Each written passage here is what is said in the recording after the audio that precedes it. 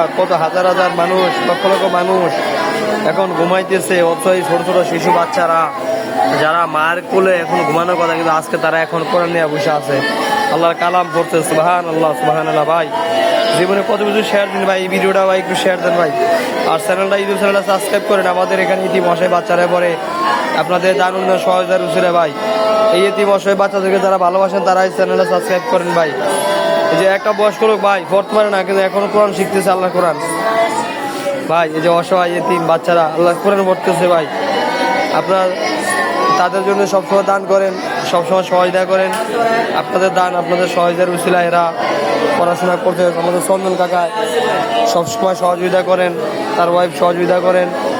হ্যাঁ, আপনাদের সহযোগিতার উছিলাই আমাদের এতিম অসহায় গরিব বাচ্চারা পড়ালেখা করে হাফেজ হইতেছে আল্লাহর রহমতে। আপনারা সবসময় জন্য দোয়া করবেন, বিশেষ করে চন্দন কাকার জন্য আপনাদের সবার কাছে দোয়া চাই। আমাদের ছাত্ররাও দোয়া করে, তার পরিবারের জন্য দোয়া চাই, তার ওয়াইফের জন্য দোয়া চাই, চন্দন কাকার ভাতিজার জন্য দোয়া চাই।